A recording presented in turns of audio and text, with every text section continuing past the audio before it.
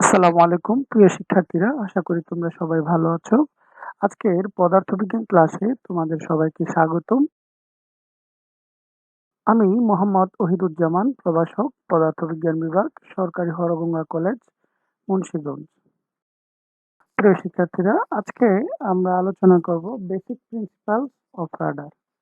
তো রাডার সম্পর্কে আলোচনা করতে গেলেই আমরা প্রথমেই আহ, ভাবি যে রাডারটা কি, আসলে রাডারের মাধ্যমে কি করা হয়।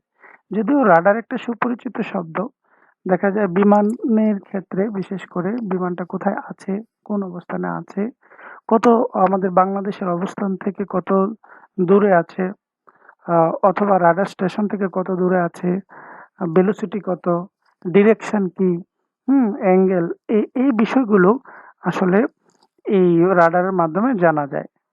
তাহলে আহ, এবং শুধু এটাই না, বিভিন্ন আহ, পূর্বাভাস থেকে আমরা ঘূর্ণিঝড় সম্পর্কে আগেই রাডারের মাধ্যমে কি একটা আন্দাজ করতে পারি যে ঘূর্ণিঝড় হবে কিনা।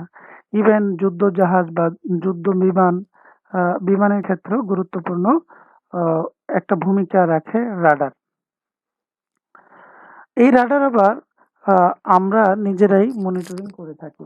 ঠিক আছে, আমরা বলতে প্রত্যেকটা দেশই সাধারণত রাডার মনিটরিং এর মাধ্যমে আহ, এই আহ, বিষয়গুলো, এই জিনিসগুলো কোথায় আছে, যেমন মোটর ভেহিকেল থেকে শুরু করে শিপ, এয়ারক্রাফট, এই টার্গেটগুলো আমরা বলি, টার্গেট বলে থাকি, কোথায় আছে, কি অবস্থানে আছে, এই বিষয়গুলো আমরা মনিটরিং করি, প্রত্যেকটা দেশই সাধারণত করে থাকে।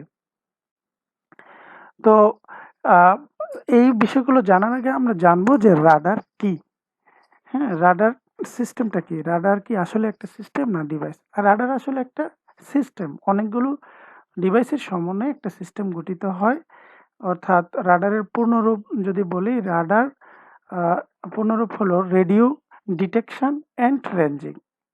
ঠিক আছে, রেডিও ডিটেকশন অ্যান্ড রেঞ্জিং। এই রাডার হলো এমন একটি পদ্ধতি, এমন একটি সিস্টেম যার মাধ্যমে আমরা বেতার তরঙ্গ অথবা ইলেকট্রোম্যাগনেটিক ওয়েভ বলে থাকি, ইলেকট্রোম্যাগনেটিক ওয়েভের মাধ্যমে আহ, দূরবর্তী কোনো বস্তুর অবস্থান সম্পর্কে ধারণা লাভ করতে পারে। ঠিক আছে, তাহলে আমরা বলতে পারি যে এই রাডার এমন একটি সিস্টেম যার মাধ্যমে আহ, এমন একটি সিস্টেম যেটি বেতার তরঙ্গ ব্যবহার করে দূরবর্তী কোনো বস্তুর অবস্থান সম্পর্কে ধারণা দিতে পারে। Radar types and function. রাডারের টাইপস এবং ফাংশন কিরকম হতে পারে, দেখো নিচে দেওয়া আছে নেভিগেশন, বিভিন্ন রকম টাইপস এন্ড ফাংশনের কথা নিচে বলা হয়েছে। দেখো এখানে নেভিগেশন একটা এক ধরনের ফাংশন, একটা টাইপ রাডারের। তারপর space exploration, tracking, air traffic control, weather, threat detection, military এটা করে থাকে, মিসাইল গাইডেন্স, তারপর battlefield and রিকনাইসেন্স, biological research, automobile, traffic and speed detection. প্রিয় শিক্ষার্থীরা, তাহলে আমরা দেখলাম যে রাডার একটি সিস্টেম যেটি অনেকগুলো ডিভাইসের সমন্বয়ে গঠিত, আর এটি বেতার তরঙ্গ ব্যবহার করে দূরবর্তী কোনো ডিভাইস, টার্গেটের বা বস্তুর অবস্থান সম্পর্কে ধারণা দিয়ে থাকে, যেটা কোথায় আছে, কত গতিতে চলতেছে, অ্যাঙ্গেল, কি অ্যাঙ্গেলে আছে, হ্যাঁ, এই বিষয়গুলো সম্পর্কে ধারণা। তো আমরা বেসিক প্রিন্সিপালসটা দেখব, রাডারের বেসিক প্রিন্সিপাল। তো রাডারের বেসিক প্রিন্সিপাল দেখার আগে আমি বলেছি যে রাডার একটি সিস্টেম যেটি অনেকগুলো ডিভাইসের মাধ্যমে এইটা কি হয়ে থাকে, তো এই সিস্টেমটা তৈরি করা হয়ে থাকে। এই ডিভাইসগুলোর মধ্যে কি কি ডিভাইস আছে একটু আমরা জেনে নেব। ডিভাইসগুলোর মধ্যে trigger source, modulator, switch, video amplifier, local oscillator, indicator, detector, RF mixer, IF amplifier, duplexer, ডুপ্লেক্সারটা ইম্পর্টেন্ট এখানে, অ্যান্টেনা, রিসিভার, ট্রান্সমিটার, এগুলো। তো এখানে আমরা দেখলাম যে রাডারটা কি এবং রাডার এই সিস্টেমটা কি কি ডিভাইস নিয়ে গঠিত। এখন এই রাডার কেন ব্যবহার করা হয়? ঠিক আছে? আমরা একটু দেখে নেব। রাডারটা কেন ব্যবহার করা হয়? ইতিমধ্যেই আমি বলেছি রাডারের ব্যবহারিক ক্ষেত্র আসলে অনেক। হ্যাঁ, তারপরে আমি যদি স্পেসিফিক ভাবে বলতে চাই, তো এটার ব্যবহার হলো ঘূর্ণিঝড়, বৈরী আবহাওয়ার পূর্বাভাস পেতে, যুদ্ধ জাহাজ বা বিমানের অবস্থান সম্পর্কে জানতে, মহাকাশ এর বিভিন্ন পরীক্ষা-নিরীক্ষা এবং মহাকাশযানের অবস্থান সম্পর্কে জানতে, যাত্রীবাহী বিমান পর্যবেক্ষণ এর কাজে মূলত এই রাডার ব্যবহার করা হয়। আ বিভিন্ন ধরনের অ্যাকশন, এই রাডারের অ্যাকশন, তারপর অ্যান্টেনা বিভিন্ন টাইপ, কিরকম অ্যান্টেনা ব্যবহার করা হয়, এই বিষয় সম্পর্কে আমরা বেসিক প্রিন্সিপালে জানব। তাহলে রাডারের কার্যপ্রণালীটা কি? একটু জানি যে আমরা সাধারণত দেখি, ছোটবেলা পড়েছি যে বাদুড় কিভাবে পথ চলে, তাই না? অর্থাৎ প্রতিধ্বনির মাধ্যমে শব্দের কম্পাঙ্কের উপর বেস করে বুঝতে পারে যে সামনে কোনো বাধা আছে কিনা। হ্যাঁ, একইভাবে রাডারের ক্ষেত্রে যদি আমি এর সাথে তুলনা করি, যে এটা প্রথমে তোমার কি করে, ট্রান্সমিটারের সাহায্যে উৎপন্ন যে বেতার তরঙ্গ, ঠিক আছে, এই বেতার তরঙ্গটা কিভাবে উৎপন্ন হয়, জেনারেট হয়, সাধারণত লোকাল অসিলেটর, মডুলেটর, আরএফ মিক্সারের সহায়তায় এই ইলেকট্রোম্যাগনেটিক যে ওয়েভ অর্থাৎ বেতার তরঙ্গ, এটা কি করা হয়, তোমার জেনারেট করা হয়।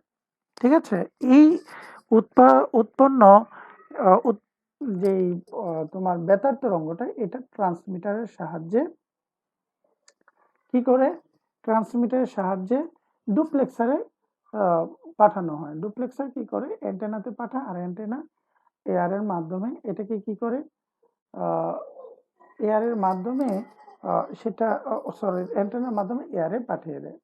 ঠিক আছে, তো এই রাডার সিস্টেমে যে অ্যান্টেনা, সেই ব্যবহৃত অ্যান্টেনার মাধ্যমে রেডিও বা মাইক্রোওয়েভ ট্রান্সমিট করা হয়, যাদের কম্পাঙ্ক ইলেকট্রোম্যাগনেটিক স্পেকট্রাম অনুসারে রেডিও 87 থেকে 108 মেগাহার্জ এবং মাইক্রোওয়েভ এর ক্ষেত্রে 0.3 থেকে 300 গিগাহার্জ পর্যন্ত হয়।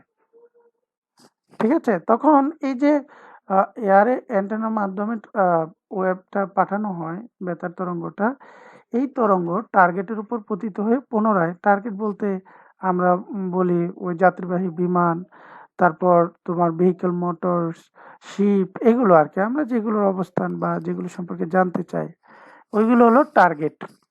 ঠিক আছে, তো প্রতিধ্বনিত হয়ে এগুলো আবার কি করে, ফিরে আসে।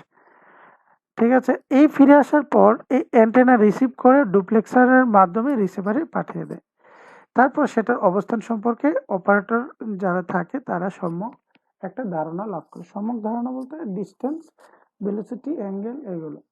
এ থেকে বোঝা যায় যে রাডার ট্রান্সমিশন ও রিসিভিং দুটো কাজই একসাথে করে।